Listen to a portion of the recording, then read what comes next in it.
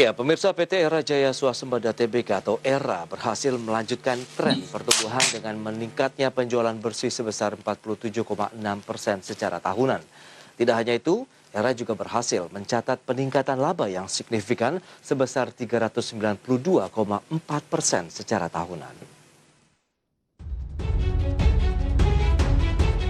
Dikutip dari laporan kinerja perseroan, emiten dengan kode saham ERAA berhasil mencatatkan pertumbuhan laba tahun berjalan yang diatribusikan kepada pemilik entitas induk meningkat sebesar 392,4% secara year-on-year dari 113,4 miliar rupiah per di semester 1 2020 menjadi 558,5 miliar rupiah.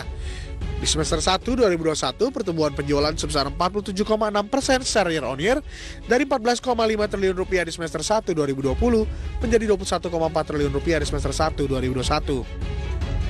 Manajemen menekankan secara umum pandemi membatasi aktivitas di berbagai wilayah Indonesia dengan jangka waktu yang tidak singkat, menjadi tantangan bagi para pelaku bisnis termasuk Era Jaya. Namun tantangan ini berhasil dirubah menjadi opportunity untuk tetap memberikan layanan dan produk unggulan melalui beragam strategi. Strategi ini didasarkan pada komitmen Era Jaya untuk mengutamakan kepuasan pelanggan dan memberikan customer journey yang positif lewat semua channel yang dipilih oleh pelanggan baik online maupun offline. Kondisi ini juga didukung komitmen Era Jaya dengan berupaya meningkatkan jaringan toko retail kembali dilakukan tahun 2021 dengan pencapaian semester 1, bagaimana proyeksi kinerja Era di semester 2 2021 dengan pelonggaran PPKM yang dilakukan pemerintah. Simak pembahasannya sesaat lagi.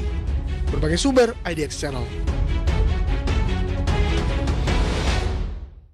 Baik, pemirsa, untuk membahas bagaimana dengan kinerja Era Jaya di sepanjang semester 1 2021 sudah tersambung melalui line Zoom bersama dengan Bapak Hasan Aula. Beliau adalah Wakil Direktur Utama dari PT Era Jaya Swasembada Tbk.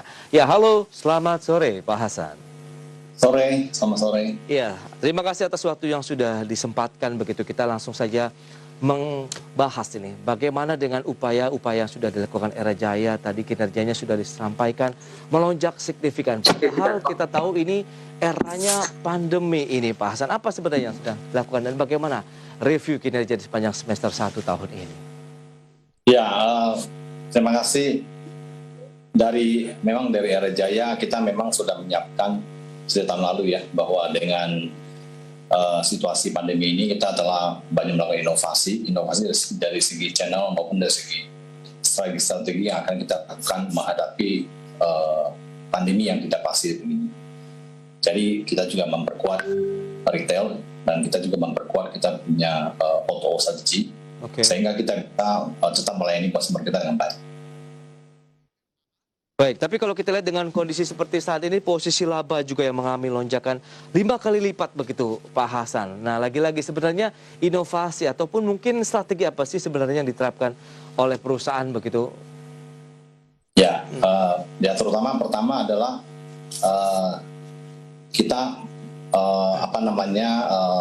tetap konsisten dalam menjalankan strategi kita, yaitu membuka retail. Kita telah konsisten membuka retail di semester pertama tahun ini dengan membuka 80 toko. Kemudian kita juga memperkuat jaringan O2O strategi. Jadi kita juga mempunyai layanan kepada konsumer lewat O2O. Contohnya misalnya mobile selling. Kita juga bisa hubungi customer kita lewat toko terdekat. Kita juga ada home delivery services. Kita bisa mendeliver barang ke konsumer kita. Kita juga bersama yang prinsipal selalu menyediakan produk baru yang diluncurkan dan selalu punya stok dan bisa didistribusikan ke semua channel kita maupun ke semua toko kita. Kemudian kita juga mempunyai CRM strategi. Kita selalu keep in touch dengan konsumer kita dengan memberikan informasi kepada konsumer kita lewat email maupun lewat kita punya sosial media, sehingga informasi mengenai produk baru dan juga program-program promosi yang kita lakukan sudah bisa sampaikan ke konsumer kita dengan lebih erat lagi. Baik. Jadi itu yang kita lakukan. Oke, tapi kalau kita bicara mengenai pencapaian yang berhasil dilakukan di semester 1 2021, apakah ini juga sudah sesuai dengan target ataupun ekspektasi dari perseroan sendiri, Pak?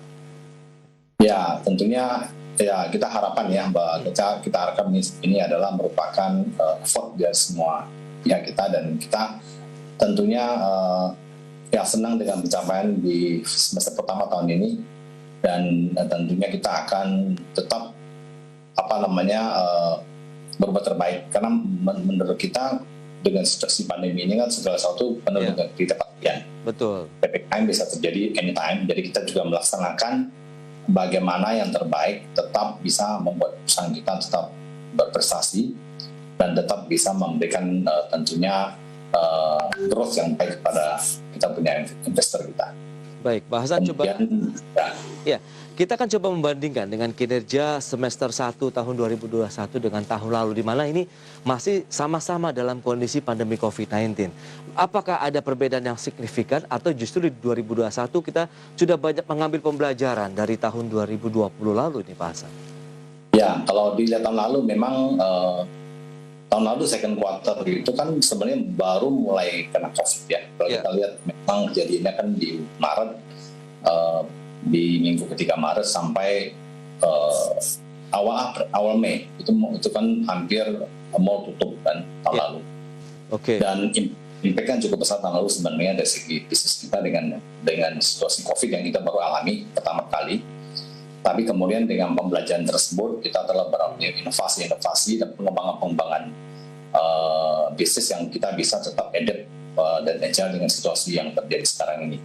Dan semester 2 ini, dari semester 1 2021 ini kita telah banyak tentunya mendapat manfaat dari situasi tersebut. Kemudian ekspansi dari kita juga kan kita lakukan di seluruh Indonesia dan juga bukan hanya di mall saja, tapi juga di luar mall. Sehingga kita juga bisa lebih dekat lagi dengan consumer kita di hampir semua kota yang kita ada buka toko kita di Indonesia. Baik, tapi kalau kita lihat dari sisi produk-produk yang dijual, ditawarkan kepada konsumen di tanah air begitu, yang paling diminati itu seperti apa, Pak Hasan? Ya, kalau selama pandemi ini produk kita memang termasuk yang dicari karena dengan WFH maupun SFH itu konsumen membutuhkan produk-produk yang terbaru ya, dan juga bisa melakukan aktivitas secara online. Jadi hampir semua produk dicari sih sebenarnya kalau mau bicara. Tentunya produk-produk baru, MPI, produk internasional itu sangat ditunggu-tunggu juga oleh konsumen kita.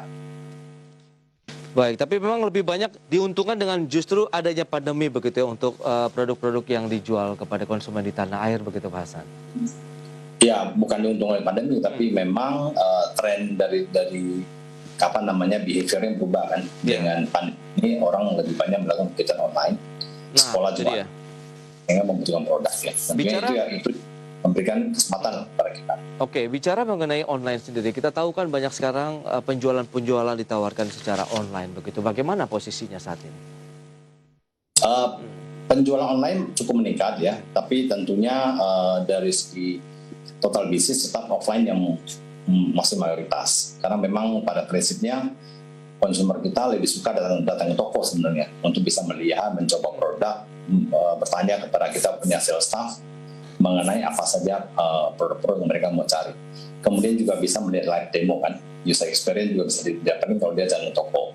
Tapi kalau secara porsi memang tetap offline masih yang mayoritas. Online memang pertumbuhan cukup pesat. Lewat kita punya airpage.com dan juga kita punya ibox.co.id yang ada di semua e-commerce dan maupun dari ada di semua kerjasama dengan marketplace yang ada di Indonesia.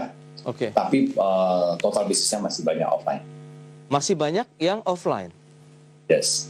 Nah bicara mengenai offline ini sendiri bagaimana begitu? Apakah memang masih banyak masyarakat begitu yang ingin melihat secara langsung dari produk-produk yang dijual oleh Era Jaya sendiri? Ya tentunya itu adalah merupakan behavior bisnis kita ya, karena teknologi dan choice-nya juga mereka bisa dapatnya kalau ke toko kan, mereka bisa pilih dan bisa lihat produk secara fisik, secara langsung. Dan mereka juga bisa minta bantuan misalnya mau setting produknya, melakukan transfer data dan segala macam, bisa kita provide semua di toko kita. Dan juga mereka bisa melihat ekosistemnya, apa sih produk-produk IoT yang cocok mereka beli. Karena mereka beli handphone tidak hanya beli device saja, tapi mereka juga beli aksesoris yang dimana mereka butuhkan untuk bisa membantu untuk kegiatan-kegiatan sehari-hari. Berarti memang masih tinggi ya minat dari masyarakat untuk datang secara langsung dalam melihat produk-produk yang dijual oleh Era Jaya. Lantas bagaimana? Apakah ini juga menjadi salah satu strategi perseroan untuk membuka gerai-gerai baru misalnya? Ya betul. Jadi karena Kalau kita lihat geografi Indonesia kan sangat luas dengan pulau yang begitu banyak, kita tetap konsisten membuka toko-toko yang tersebar di seluruh Indonesia. Penetrasi kita masih sangat kecil, jadi kita juga tetap akan konsisten untuk melakukan pengembangan retail dan juga termasuk distribusi juga.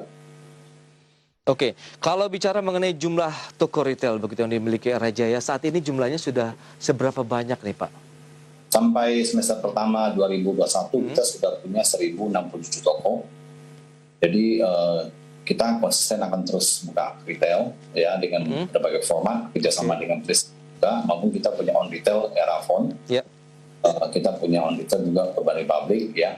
Kemudian kerjasama dengan Prispol, kita punya iBox, kita punya Xiaomi, Samsung, dan juga kerjasama dengan brand Prispol untuk barang-barang IoT. Kita punya toko Garmin, toko DJI, dan juga ke depan kita akan melihat segala kemungkinan dan juga strategi-strategi yang tentunya melihat tren ke depan, apa yang bisa kita lakukan. Nah, menyikapi kita tahu di semester kedua kemudian ada pelonggaran juga dari PPKM level 4. Bagaimana proyeksi Anda untuk perusahaan sendiri di sepanjang tahun 2021? Apakah optimisnya masih sangat kuat sekali begitu, Pak Hasan? Ya, kita selalu optimis ya. Kalau enggak, kita nggak bisa melakukan strategi dengan baik. Tentunya kita selalu antisipasi situasi dan sangat baik sekali bahwa PPKM sudah turun ke level 3. Yes. Nah, kita harapin penyebaran COVID ini bisa dikontrol dengan baik. Tidak bisa hilang semuanya, saya rasa ya tidak akan hilang, tapi tetap minimize. Dan tentunya sebagai tanggung jawab kita kepada masyarakat juga, kita akan menjalankan protokol yang baik untuk bisa tetap memberikan pelayanan kepada konsumen kita. Baik. Tentunya dengan mall, dengan pemerintah, itu yang kita lakukan. Yes, optimisme masih tetap terjaga ini untuk Pak Hasan Aulia dan tim begitu ya Pak Hasan ya, menyikapi kondisi pandemi COVID-19. Terima kasih banyak Pak atas sharing yang sudah diberikan kaitannya dengan kinerja Era Jaya di tengah pandemi COVID-19 seperti saat ini. Sukses untuk Anda, selamat melanjutkan aktivitas Anda kembali dan stay healthy Pak Hasan Aulia. Terima kasih, sehat selalu. Baik pemirsa, demikian perbincangan kami bersama dengan Bapak Hasan Aulia, Wakil Direktur Utama dari PT Era Jaya Swasembada Tbk. Kami masih akan kembali dengan beberapa narasumber dan tentunya informasi menarik lainnya di segmen berikutnya.